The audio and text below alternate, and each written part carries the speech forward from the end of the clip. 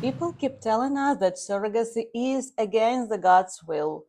Let's do something radical for the comment section today. Let's open the Bible. Old Testament. Sarah, Abraham, Hager.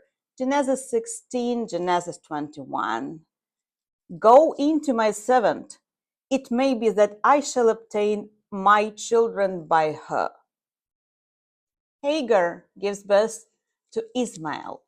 Nowhere does God condemn Sarah or Abraham or Hagar for this fact. Moreover, later God meets Hagar and promises wonderful future to Ismael and his people. If surrogacy were against the God's will, this will be the most obvious place for condemnation. Instead, God entered the story and sustained life within it. The next story, Rachel, Jacob, Bilhah, Genesis 30. Here is my servant Bilhah, go into her, that she may give birth on my behalf. 2 sons are born, Dan and Naphtali, and then they become the tribes of Israel. These children are not treated as illegitimate mistakes. They become 2 of 12 Israeli tribes. Literally, the foundation of people of Israel include children born through the third-party reproduction. And as we remember, Jacob had 2 wives. So here is another story.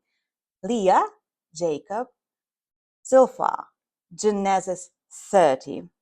When Leah saw that she had stopped bearing children, she took her maidservant Zilpah and gave her to Jacob as wife. Then Leah's maidservant Zilpah bore Jacob a son. And Leah said, "Good fortune has come." So she named him Gad. Then Leah's maidservant Zilpah bore Jacob a second son. And Leah said, "Happy am I, for women have called me happy." So she named him Asher. Does this sound like traditional surrogacy for you? Okay, let's come closer. New Testament. Jesus neither ever condemns third-party reproduction, family building, nor denies the Old Testament. There is not a single line where Jesus condemns infertile couple, condemns seeking help, condemns non-traditional family building, condemns women who help other women carry children. Jesus heals the sick. Jesus restores bodies. Jesus never say accept suffering when suffering can be relieved. So the idea, if God wanted you to have a child, he would give you one naturally, is not Jesus' teaching.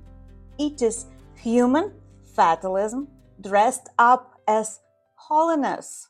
But what is in the New Testament is that Jesus repeatedly clashes with religious leaders who weaponize God's law to shame people. People today do exactly what Pharisees did. They use God's name to enforce their own discomfort of other people's lives. The central ethical axis of a New Testament is love God, love your neighbor. So surrogacy, when it's done ethically, is one woman out of love helping another woman to bear a child. When done ethically, it's people united in their wish to create life and love.